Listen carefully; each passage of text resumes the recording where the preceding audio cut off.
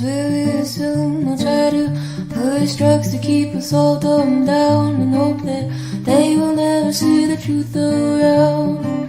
Another promise, another scene, another package lie to keep us trapped in greed. Another green bells wrapped around our minds, an endless red tape to keep the truth confined. They will not force us. They will stop degrading us. They will not control us. We will be victorious.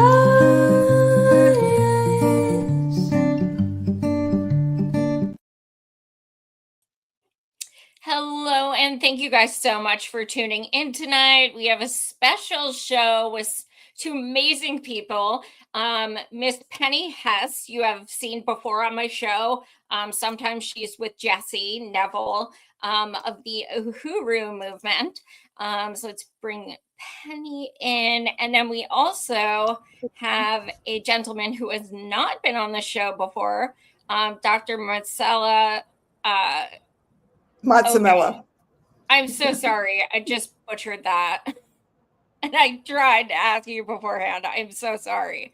And to people just watching for the first time, I am 85% blind. So if you guys put in anything in comments, my guests are always welcome to shout you out and answer or respond, but I will not be able to see them. But thank you both so much for joining tonight. Dr. Odom, you have a huge resume. You have a podcast on Black Power 96. You write for The Burning Spear. You are a professor of Africana Studies. Could you just also give kind of a background on yourself?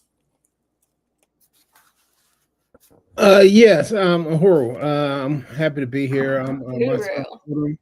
I am formerly the president of the International People's Democratic Uhuru Movement. That is the oldest mass organization of the Uhuru movement underneath the leadership of the African People's Socialist Party, located on no less than 3 different continents, about 10 different countries. So it's a mass organization that fights for the democratic, human, and civil rights of African people around the world underneath the leadership of the African People's Socialist Party. So that's how I came into the Uhuru movement as an organizer for the African People's Socialist Party. I mean, with the Uhuru with the International People's Democratic Uhuru movement. Backstage now. Oh, let me see. I'm not I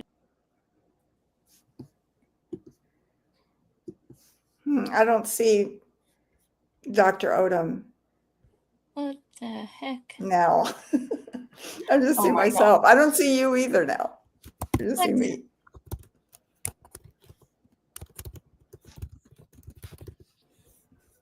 This never happens, of course. I know it never happens when you're practicing, right? No, like I've done this 8 years. Like I really have. I promise. I know. I know exactly. There should be a law, on that.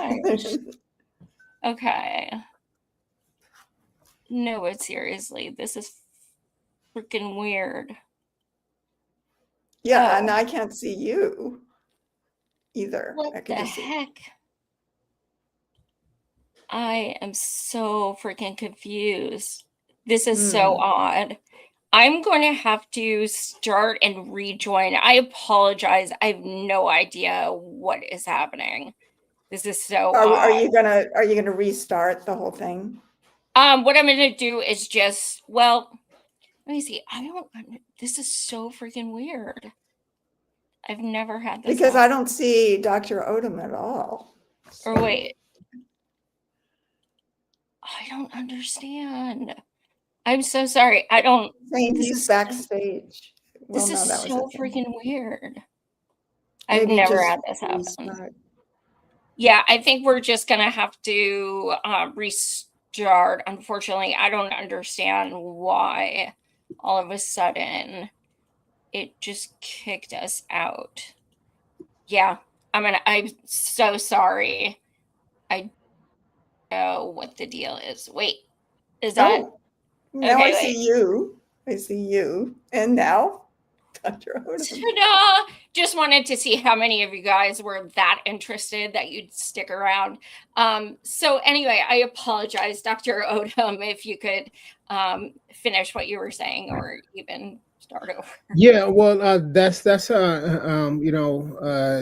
read my bio. It was pretty concise and to the point. I am a um, the former international president of the International People's Democratic Uhuru Movement. In the capacity that I'm here today, I'm a steering committee member of the Black is Back Coalition for Social Justice, Peace, and Reparations, write for the Burning Spear newspaper, and co-host Black Power Talks podcast. I'm a professor of Africana Studies, published on various different levels and platforms and things of that sort on African liberation and revolutionary culture. So that is what I do. Awesome. And Miss Penny, my viewers Yes. may be familiar, but just in case. Well, thank you, Joy, so much for having us on. And it's a really great honor to be here with Dr. Odom today. And I'm excited to be back here as always. And I am the chair of the African People's Solidarity Committee, the organization of white people under the leadership of Chairman Omali Yeshitela and the African People's Socialist Party, the Uhuru movement. A lot of people know this movement by.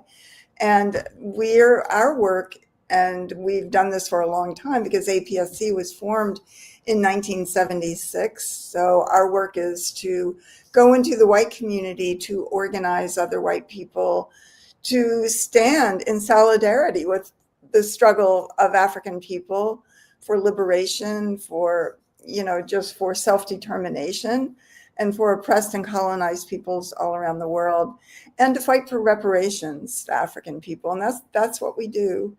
And we're based here in St. Louis.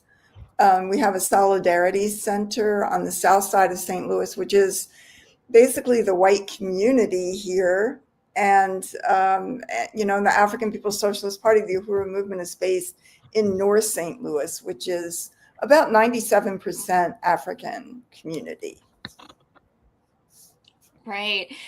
Dr. Odom, as far as the Uhuru movement and, working with people like Penny and Jesse, how do you find that? Do you feel like that is beneficial to work with that solidarity movement? I do have people who get my comments sometimes who may not understand the correlation and why that solidarity is. Well, I mean, I think one of the reasons they don't understand the correlation is because the historical way through which people have thought of the African liberation struggle, and we're not just talking about the last 60 plus years. We're talking about a struggle of the last 400 years of the U.S. in this formation, 500 plus years, 600 years, right? I think that sort of that is part of the issue. I'm surrounded by books in my office right now. I think of people like Frederick Douglass, Martin Delany, who waged similar struggles almost 200 years ago around who should lead the liberation of African people and the role of white solidarity in that struggle. So it's a long question. We know that Malcolm X had come out with his Organization of African Unity and had suggested that what white solidarity should look like. We know that the Student Nonviolent Coordinating Committee, of what Chairman Omali Yeshitela was a member and lead organizer in Florida for, came out with something called the Vine City Paper, which put forward the position of white solidarity but it's not until 1976 with the formation of the African People's Solidarity Committee that true solidarity organization, that was white solidarity with the African liberation struggle, was formed. That's African-led movement, African-led organization with white solidarity to it. Like I said, I think it's the American, not just American context, but the whole Western context. But I think that when people say Cuban solidarity, I don't think people think that white people in Sandusky, Ohio, should lead the struggle for Cuban liberation or anything like that. But when it comes to African people getting free, I think people generally think that's completely okay for white people in Sandusky, Ohio, to determine what African people are going to do to get free.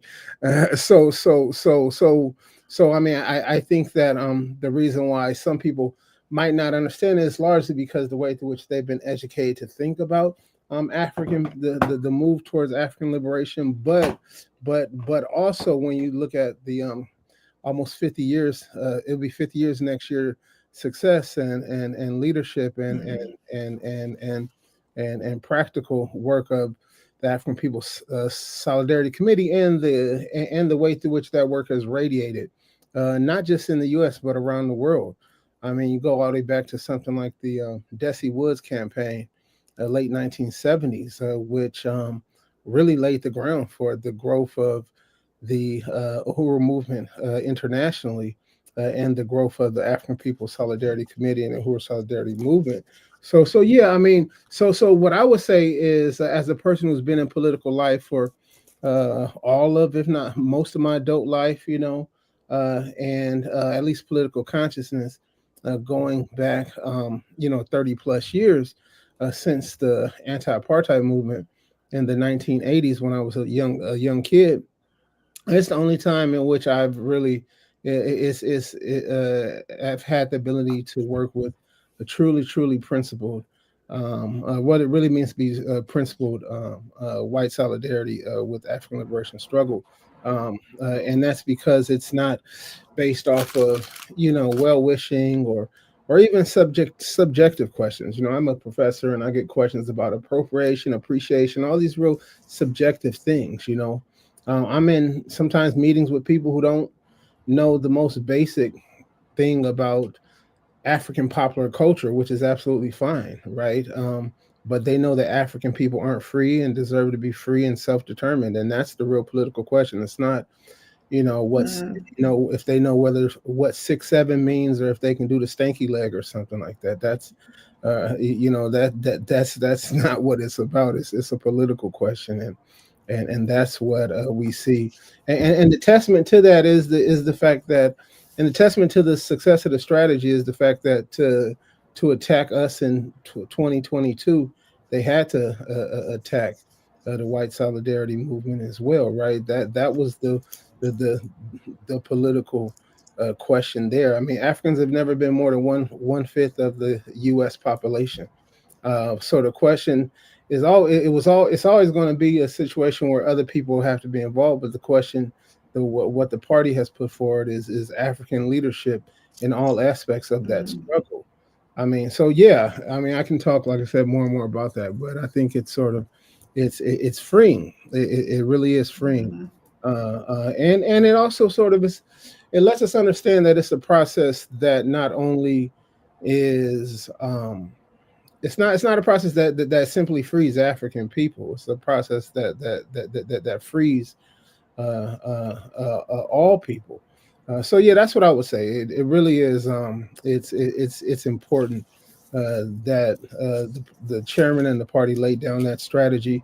Well, I mean, the strategy emerged in 1976 with African People's Solidarity Committee. But if you go back to the oldest Burning Spear newspaper in print, the December 1969 Burning Spear newspaper, go in there and there's literally a talk, and in that a paper right there where chairman's making a call to the white left, and the position that they need to take in reference to African liberation. So that culminated in 76 with the formation of the APSC, but it's really a position that you see going back towards the earliest years of the Uhuru movement in the 1960s. And Penny, can you expand on that? Why did you, I know you've been with the Uhuru movement for quite some time. Why did you initially feel a calling to join that?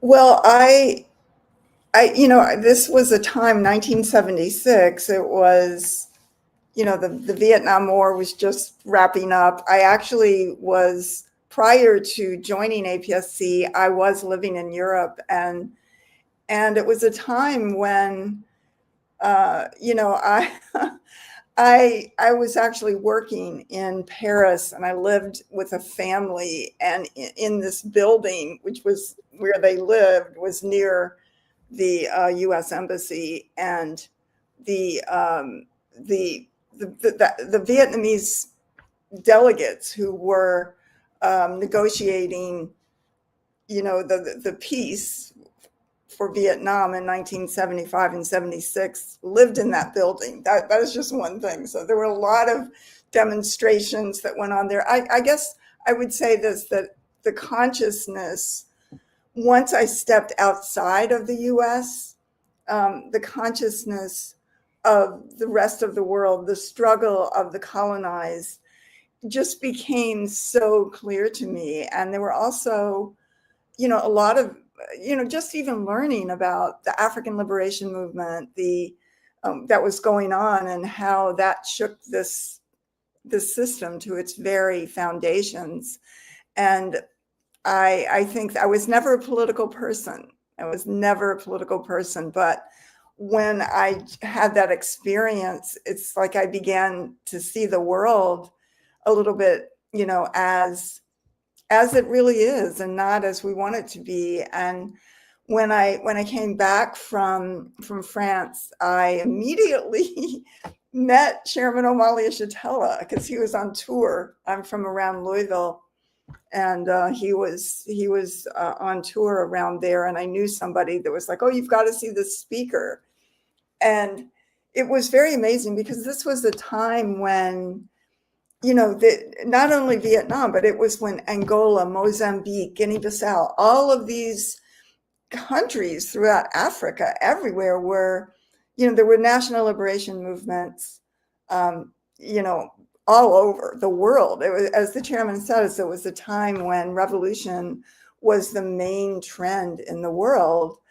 And so when the chairman spoke, this was at the YMCA in the African community of Louisville, Kentucky in 1976. And he had a big easel with a map of Africa, and he had like a pointer, and he just went by it. He went through every country in Africa and talked about what the struggles were going on there, and how he was fighting for that Africa is one country. It was divided up by colonizers, and it belongs to African people and all the resources. So it just made so much sense to me of the world. And I just feel that, the political understandings of African internationalism, that's science. It's science, because it's saying, well, how did the world get like this? Well, Europe, as the chairman says, Europe left Europe and went out and assaulted Africa and began kidnapping African people. And this was the greatest wealth that has ever, been accumulated in the history of the world.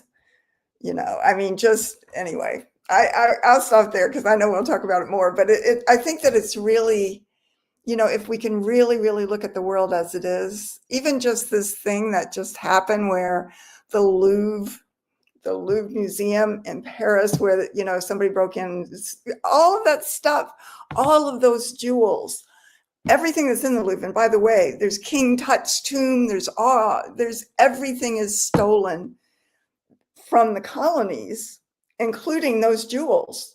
Those belong to African people.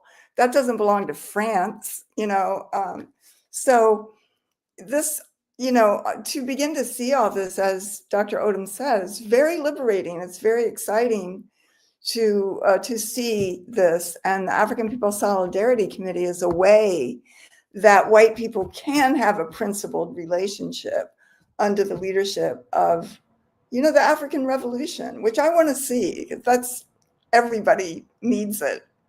The world has to be liberated, and to go to the essence, the cornerstone, the foundation.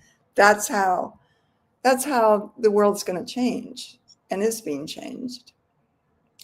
So, I mean, on that note, I digress a bit, but Dr. Odom, last weekend we saw supposedly the biggest protests in U.S. history. There were parades all over the. I wasn't going to say that. There were marches all over the U.S. And everything. There's a lot of pushback because people were not represented as far as people of color, and so on. They used Basquiat's crown without crediting him, the whole nine. So do you think that something like No Kings, that is actually helping, or do you think that it's just posturing? I mean, I think it's probably a third answer to that. I think that the social system is in a very real crisis. The clearest assessment of that crisis was laid down in 2013 by Chairman Omali Shatella, known as the uneasy equilibrium.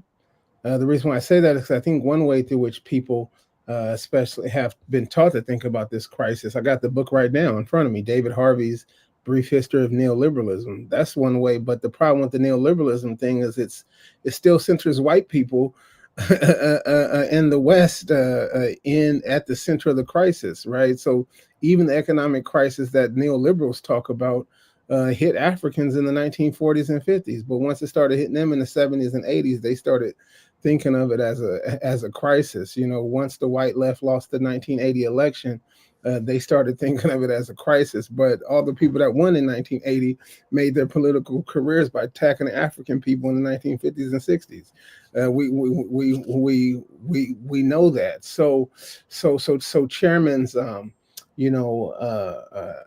uneasy equilibrium. If people don't have that, they should go to the burningspirit.store and purchase that, because that you talking, it was the political report came out in 2013, the book came out in 2014. It's the clearest assessment of the social system right now. So what I would say is that when we look at what's taking place and why so many people are out, it's a reflection of the moment that's taking place right now. When a social system is in crisis, the old ways of governing can't be anymore. Trump has ripped off the veneer of colonial democracy, and with that, but now what happens is a struggle emerges, as we've been taught, and in that struggle, people are fighting for the new future, right? So of course the mainstream liberal left, they want something that looks like the United States 15 years ago or something like that. That's what they're fighting for. They gave it to us in a series of elections, and so that's what they're fighting for. But we're fighting for an entirely new social system, one through which one sector of the world doesn't live at the expense of other parts of the world, and that's why the Black is Back March for Social Black's Back Coalition for Social Justice, Peace, and Reparations, and the Black People's March being held November 1st in Washington, D.C. Is such an important mobilization. So, I mean, I would say that, of course, the people, I don't even know who's organized in the No Kings thing. I mean, I'm guessing that it's probably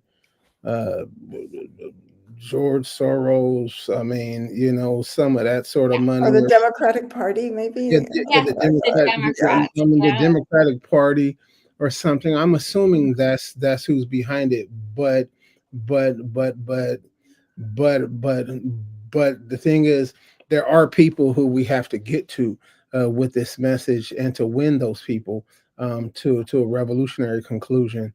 But I would say that they're trying to say it's the largest, but we know that every single the largest mobilizations in the history of the world in the last 100+ years have all had to do with African people claiming our independence. I mean, whether you're talking about even a reactionary moment like Jack Johnson, winning the heavyweight championship in 1910, or people moving in response to the assassination of Patrice Lumumba, Dr. Martin Luther King, George Floyd, Rodney King. So I think it's a bit ridiculous for them to suggest that it's. I mean, even here in San Diego, they're trying to say it's the largest, but the largest mobilizations in San Diego was in 2006. The May Day mobilizations organized around the question of immigration. That was in 2006, and surely what they got hasn't trumped that. But the thing is, to acknowledge those moments, you'd have to acknowledge the leadership of those moments, right? Yeah. And the leadership of those moments is the African working class, the Mexican working class, and things of that sort. That's why what we're doing is so important. But I mean, like I said, so if you know somebody that went to those things, you need to tell them they need to be at the Black People's March in Washington, D.C., and to go to blackisbackcoalition.org. That's where they need to be the first Saturday in because if they want something different, but the thing is, guess what? It was in 2009 that the Black is Back Coalition was formed, and we wanted something different then too. The different that the No Kings people are offering you is what we were formed against in 2009. You know what I mean? So I think that yeah. So like I said, I mean, I think I share your skepticism of it all, but I also know that the third option, hopefully that came out clear. Yeah, no, it totally makes sense. I think, my biggest issue with them was they had no list of demands. So Right. as far as, Black is back, what are some of your demands? Yeah, that is an excellent point that you made in terms of them not having any clear demands because yeah, that's what we are driven by. So the Black is Back Coalition for Social Justice, Peace, and Reparations is an organization of organizations, right? We are made up of over 17 organizations, African-led organizations throughout the United States. All of us are united on a 19-point agenda. The 19-point agenda is referred to as the National Black Political Agenda for Self-Determination. And it's not something that was just created in some back room by a bunch of, eggheads like myself, based off of historical research or something like that. It was something, it was one that was crafted by the most advanced sector of the Black freedom struggle in the United States, and taken out to the people. Penny could talk about that, and taken out on a national tour or a U.S. wide tour and won. So our first point is around Black women. Uplifting African women to the highest level, understanding that the um, a test of any society is the elevation of women to the proper roles as leaders, makers, and shapers of human history.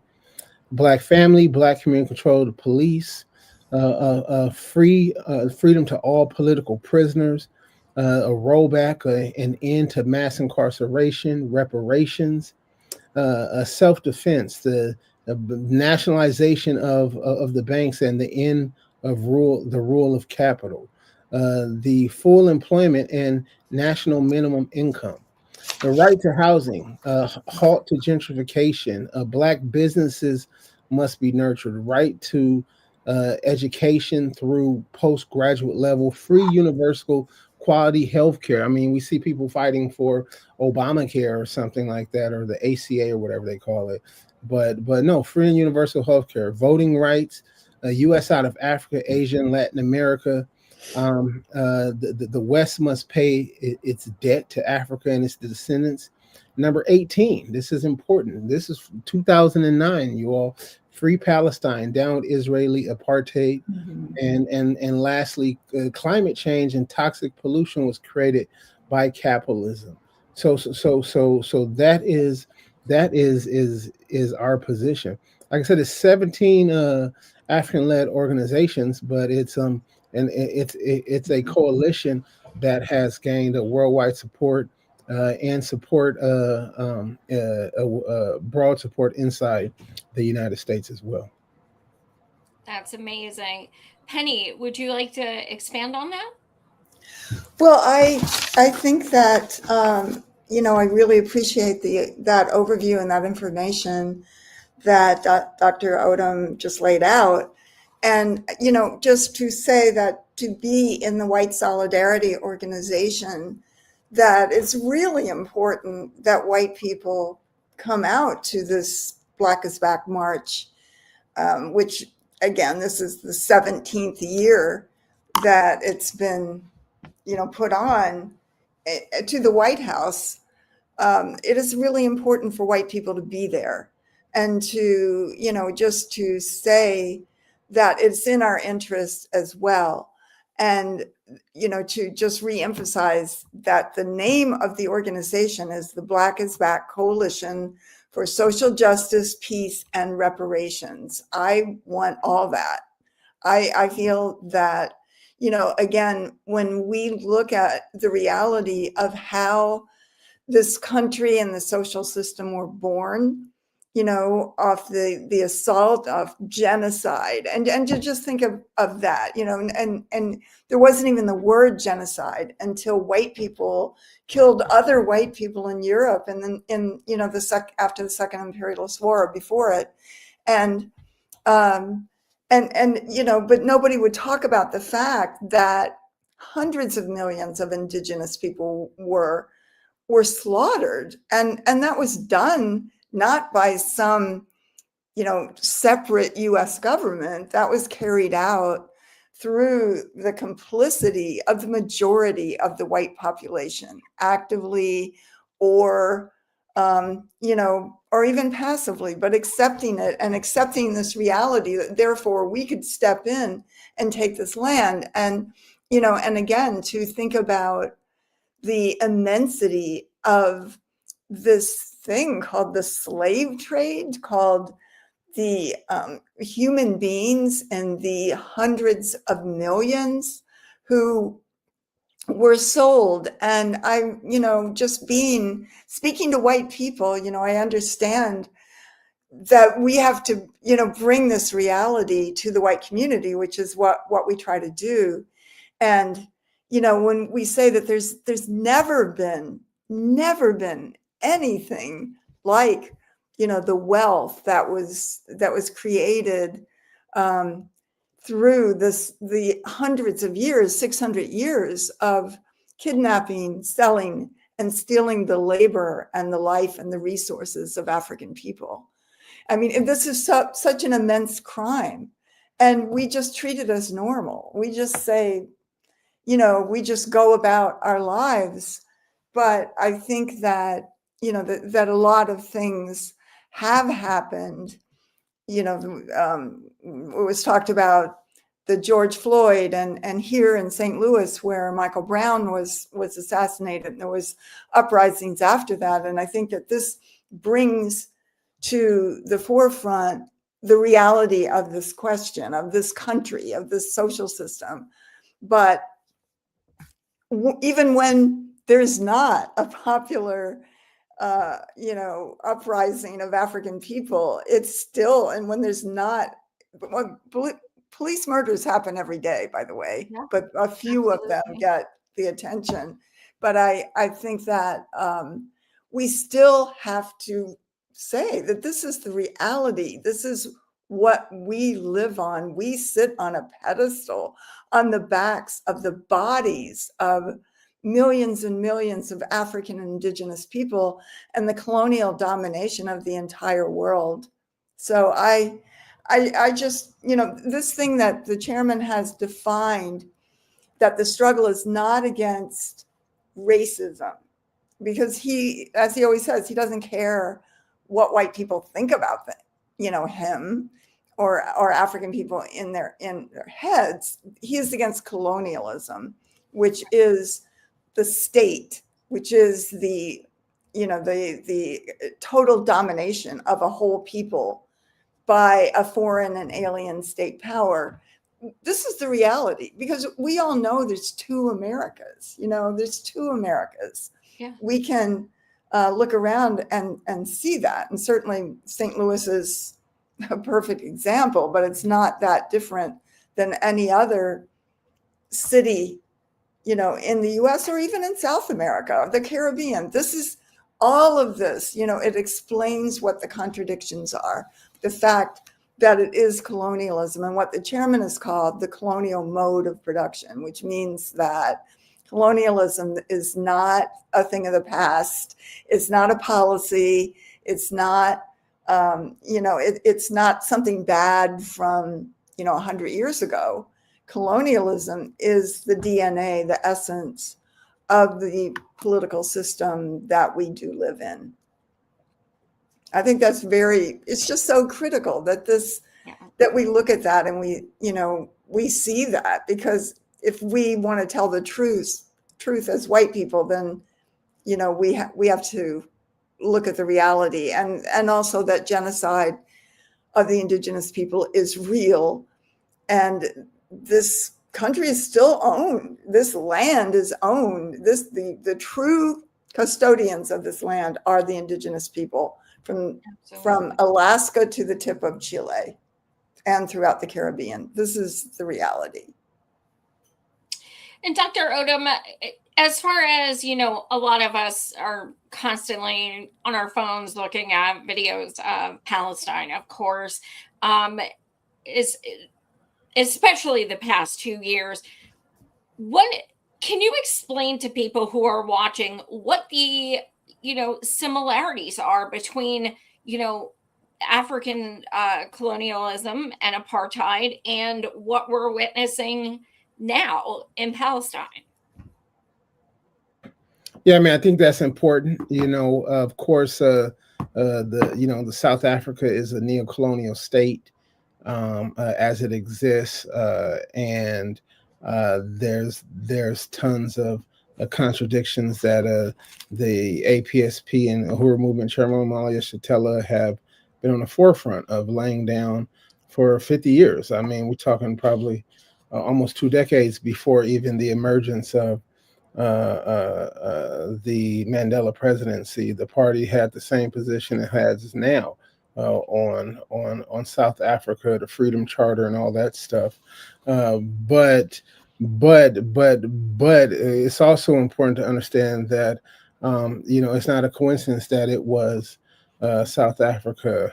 Of course, not on the volition of the neo-colonial rulers of South Africa, but the masses of people, such as the organizers we have in 5 different districts of South Africa right now, doing the work, pushing African internationalism, pushing the anti-colonial position. Just recently, last week, Chairman Omali Shatella was at a public event around this question, South Africa and Palestine. So the question, like I said, go and purchase that book I told you all about, An Uneasy Equilibrium, at the Burning Spirit store, and we could place that in the chat, because The reason why I say that is because you can also read a chapter on the theory of African internationalism, one on the African nation, and the reason why I say that is because central to African internationalism is the colonial question, the question of colonialism, right? It's not a question of racism. It's not a question of subjective ideas in the heads of colonizers, but it's a question of power.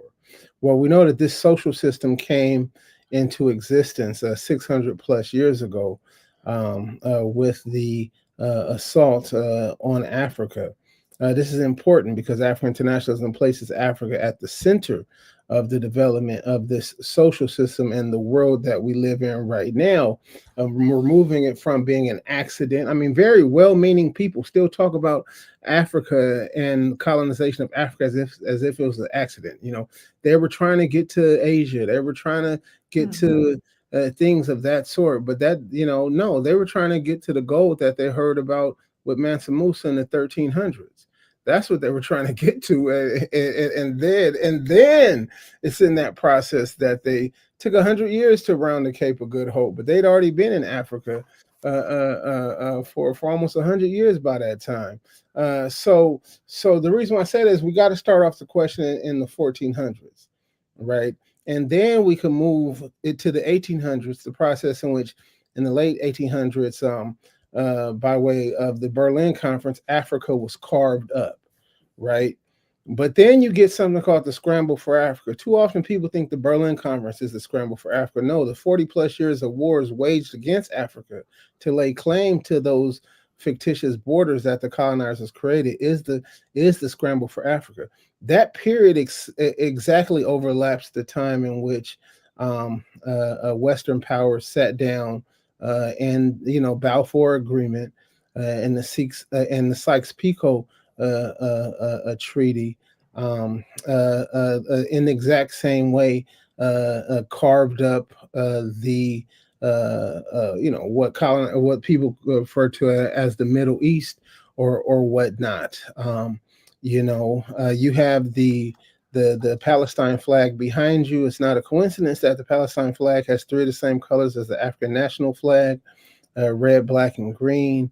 And in 1917, that flag was part of something called the Flag of Hejaz, the Arab Revolt, in which Arab people had led a revolt for national independence against the Ottomans. The West and one spoke with one mouth and said that, or one tongue, and said that they would support national independence, the united homeland. On the other, they did all the stuff we talked about, but all that stuff couldn't happen without African without the process that had been laid down decades before in Africa, but also centuries before in the continent of Africa. So the question here is a political question, right? It's a political question. When I came into political consciousness, at least as a young person, it was always freedom to Africa and Palestine. I mean, and I was honestly like, much of my early political consciousness was very black nationalist in a sense. So, I mean, everybody was black. So it was like, my uncle would say things like, well, they just want Palestine because the Palestinians are black. They just want Iraq because they're black. But I mean, that was really, well, as I came to more political consciousness, I understood what my uncle was basically laying down was a political question, right? To be black, in my uncle's understanding, was to be colonized and to be subjugated underneath Western power. But I think hopefully I'm getting to the main answer. But yeah, I mean, Palestine is central. The question of African liberation and unity with Palestine is central, and African people have always been on the right side of the question. We talked about the Vine City paper, but go back even before that to 1967. And you talk about the unity between the Student Nonviolent Coordinating Committee with Palestine, and what happened. The result of that was the withdrawal of resources from liberals and the white left from the Student Nonviolent Coordinating Committee, getting people at that moment overnight trapped in the worst, most violent parts of the U.S. South because of the fact that because African people spoke out in complete unity with the struggle of the people in Palestine. So it's a political question that's conjoined. The like I said, we talked about it already. It's been a central point of the Black is Back Coalition for Social Justice, Peace, and Reparations since our founding. The African People's Socialist Party, International People's Democratic Uhuru Movement, our platform, the Revolutionary National Democratic Program, it's central. It's a central piece there as well. So because it's a political question, right? It's not about well wishing. It's not even about like the whole who you want to have a beer with talk. None of that nonsense, right? The question is a political question, and yeah. I think that so. But the other thing I want to add to this is that sort of, I think the reason why Africans in the U.S. have to be that the movement in defense of Palestinian liberation should also look towards Africans in the U.S. is because we talked about this question of genocide, and genocide. Of course, the the the broad hammer, the most striking side of it is the sort of violent erasure of people through sheer murder that we've seen for over 2 years now. But that's only one element of it, right? That violence is meant to sort of kill the will, the spirit, and the independence of a people, right? The solution, and that's why people talk about all this opposition to Netanyahu inside Israel. But the only opposition to Netanyahu inside Israel are people who basically have the same plan for the Palestinian people that the Democrats have for Black people in the United States, is to turn them into they already call them Arab Israelis. They don't even call them Palestinians. They call them Arab Israelis. So this is what the Palestinians call 48ers, right? We do work with the one sister from Existence is Resistance. Her name slips me real quick right now, but we do work with her, and she raised that issue, right? So the point is that after they do this, the next solution is going to be, they want one state. They want all inside live in the same existence that Black people live within the United States in occupied Palestine. That's the goal. They know they can't kill everybody, but they can wipe you off the map. They can wipe your history away. They can wipe away your self-definition and self-determination. That's also part of it, and that also is a part of what genocide is, right? It's we've got the violent aspect, and we have to hold that up. But I think a part of that has to do with literally wiping people off the map as well. So that's why I think sort of it's not just it's the lessons, but also the political solidarity between Africans and Palestinian people. Absolutely. Penny, I digress a bit, but one of the comments I got last time Jesse was on was, why would a white person want reparations when they would not directly affect you? Can you touch on that?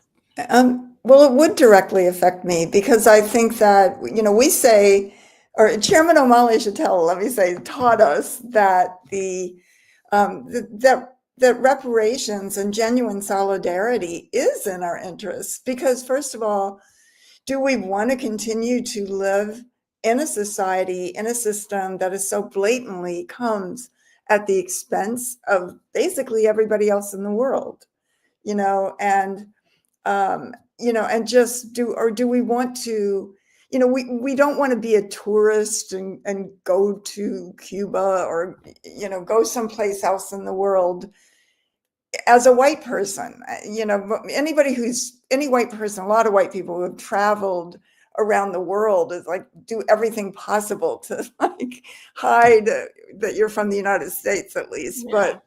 But I just Yeah, think that, well, can I add to that real quick, Penny? Because I know yeah, people always say, "Oh, when you travel, make sure you put a Canada flag. They don't want to know you're from the U.S." I'm like, no, they don't want to know you're from the U.S. It's like, right. it's like they don't want to know you're from the U.S. But I think I mean, I'm not just exactly. But I think that, I want to be part of a world. I don't want to be, I don't want to have everything that I have is stolen from somebody else, Yeah. is really dripping in the blood of others. And, I just really appreciate all the history, the historical context that that Dr. Odom has laid out here tonight. I think that, it's really, really important that we understand this. I totally agree that everybody should go to Burning Spear. The Burning Spear I think it's .org, and buy The Uneasy Equilibrium, the incredible book of Chairman Omali Shatella.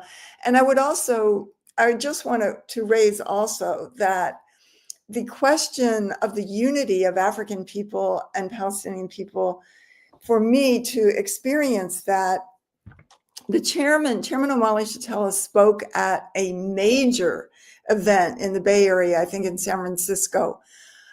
There were really probably 500 to 1,000 people there. It was in a major auditorium. When he spoke and gave a statement of solidarity. This was in the 1980s, by the way, because the whole question of Palestine obviously has been going on since then. And when he gave the statement of solidarity, the unity of African people, and the audience was 90% Arab and Palestinian. When he spoke, the entire place erupted of people stomping their feet and clapping and chanting, "The people united will never be defeated." And it was so moving.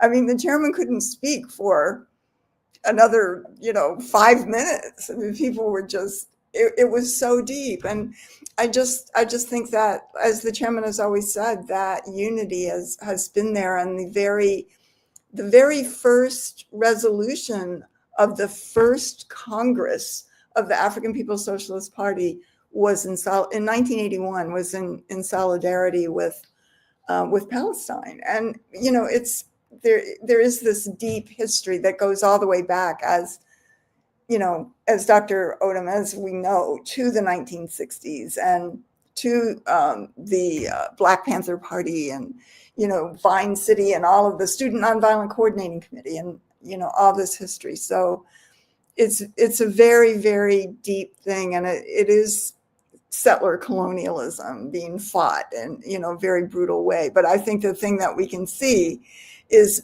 they've turned Gaza into rubble, but they still can't get rid of Hamas. They can't get rid of the politics, and they can't get rid of the leadership of the people. So I think that is so telling. It's a very powerful thing. Dr. Odom, on the topic of reparations, is it something that you personally have feared, in the sense that, do you have are you trepidatious at all that if and when they are passed, so to speak, that all of the white supremacists will be incensed that people of color are getting something that they are not? Well, I mean, we already get something that they don't get. I mean, it's called hell. So that we already get something they don't get. So I mean, that's going to accept that. But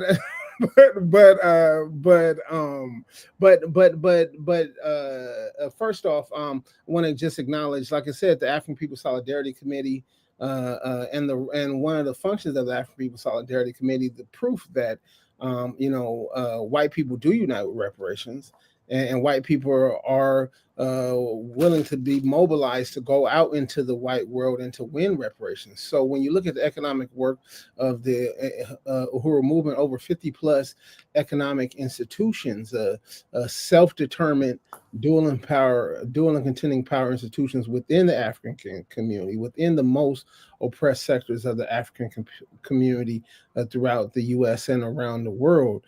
That is the work of reparations. So we know that reparations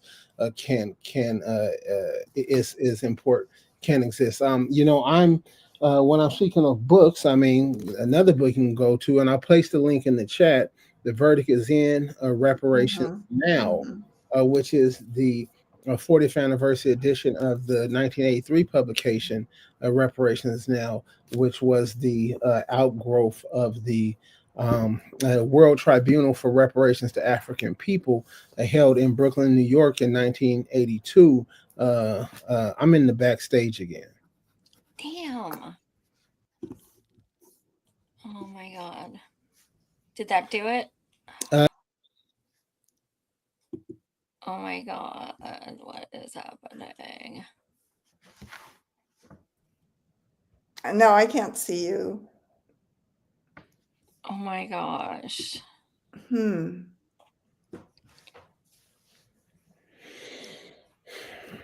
Well, we have a few minutes left. This is insane. All right, Okay. here we No, are. yeah. So the point is that so in 1982 you had the African People's Social Party underneath the leadership of Chairman Omar Shatella organized the first World Tribunal for Reparations to African People. But then the resolution coming out of that was to create the African National Reparations Organization, which for at least 12 consecutive years held successive tribunals all around the United States, just like we did with the National Black Agenda, political agenda for self-determination. We won the reparations, making reparations a household word. Reparations and genocide, once again, these understandings go that genocide is what African people face. Reparations is a revolutionary demand as a function of the revolution. It's not an either or process. Those are things that go back to the founding of the party. But in 1979 became a part of the party's 14-point platform, and it was placed into action with the African National Reparations Organization. And it's for that reason that reparations is now a household word, and that we can even have concern about when the sort of some form of reparations bill comes down from the United States Congress or something like that. Will white people unite with it? But that's been done, and it's no diss towards Conyers or anything like that. But that's been done not because of HR 40, which has been in the House for something like 30 plus years. Yeah. That's been done because of the underground work of the Uhuru movement and us taking that work across enemy lines into the white community. We just came off of the Days for Reparation to African People, which is the outgrowth of the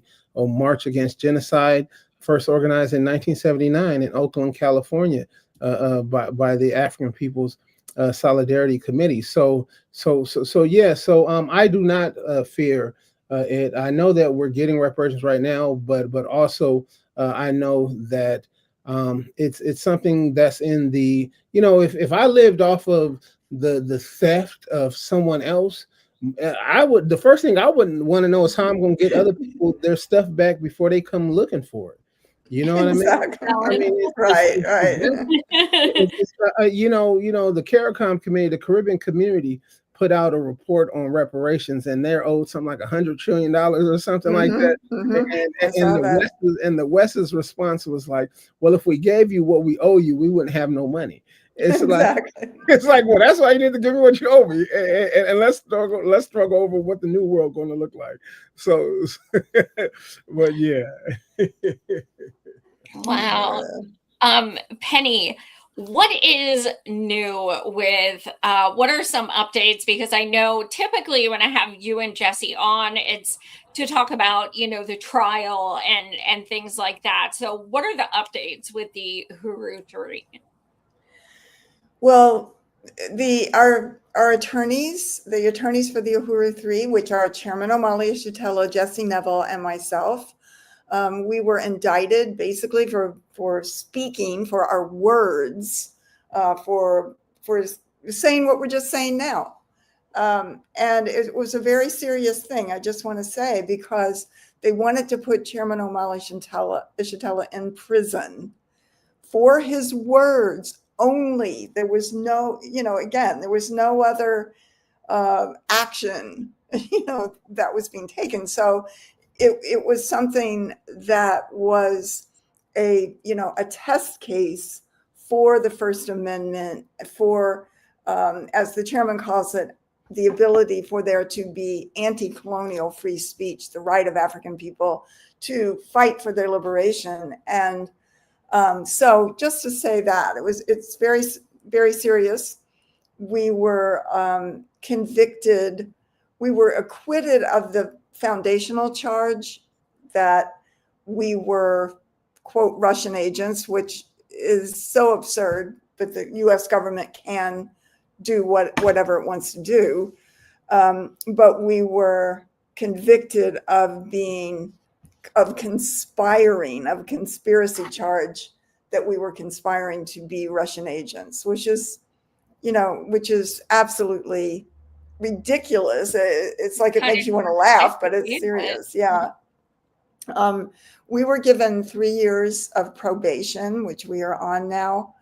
We were each given 300 hours of community service.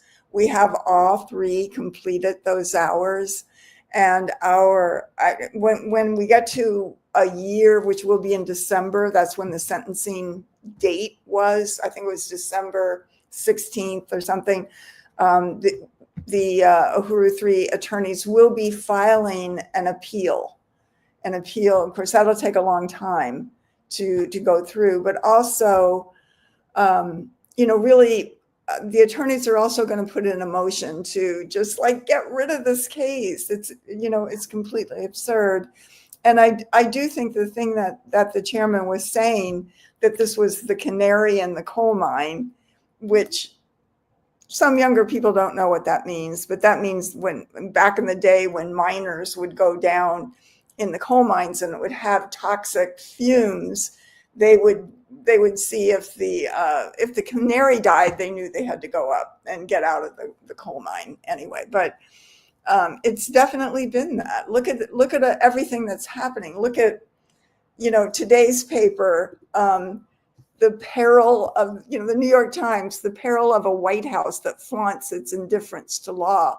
It's like colonial law, it's like dismantling all vestiges of, democratic rights, beginning with the African community, which it always does. But the chairman Omali Yeshitela was able to build this incredible organization, Hands Off Uhuru, Hands Off Africa coalition, which has in the thousands of members and has been able to raise, through just massive contributions, all of the resources necessary for our entire case, for the and for the appeal, that also, and the oral arguments for the appeal that we're trying to get, which will probably be next year. So it really backfired on them. This has built the Uhuru movement. The chairman Omali Yeshitela moved brilliantly, as he always does, and just built this amazing organization that has enabled the African People's Socialist Party to have supporters and friends around the world that they may not have met, they may not have known prior to this. So it's a victory. Absolutely. Can you give the website and everything like that for people yes. to find you and Uhuru?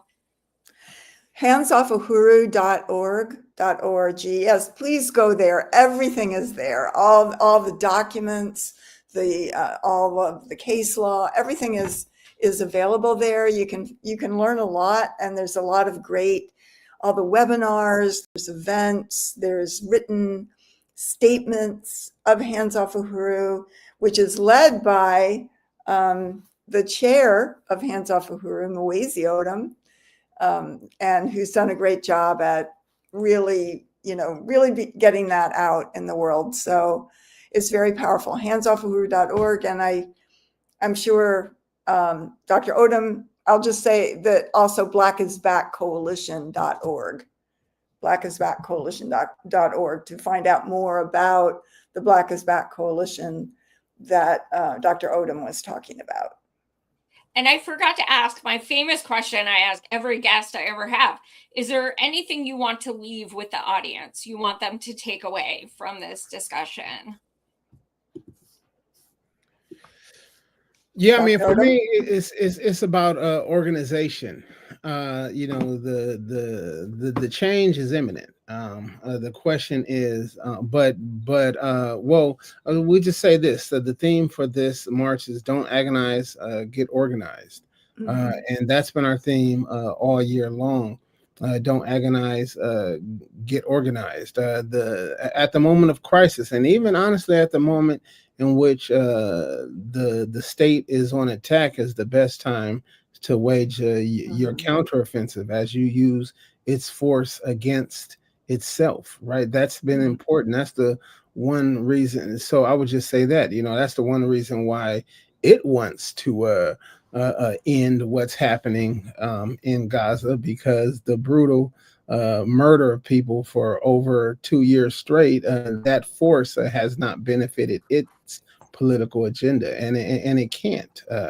It's not sustainable like it used to be. So don't agonize, get organized. Organize. And I would just say thank you for that. And also, I would just say for the white community, go to, this is another website, very important, uhurusolidarity.org, and find out how to get organized in the White Solidarity Organization, fight for reparations under the leadership of the African Liberation Movement. Very, very, very powerful movement. Absolutely. I must say, I have learned so much from both interviewing you and Jesse so many times, but also just that website. Just, it's so informative, and I've learned so much. And shout out to Chairman O'Malley, to Becky for being amazing every time I schedule things, for Lauren Fila for hooking me up with you guys to begin with. Thank you both so much. You are welcome anytime.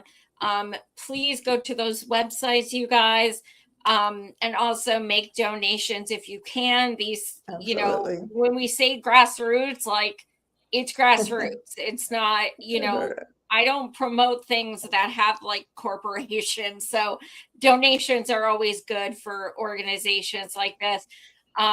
You guys, if you have not bought it yet, my new book, our friend Temujin, The Wrongful Conviction of Temujin Kenzu.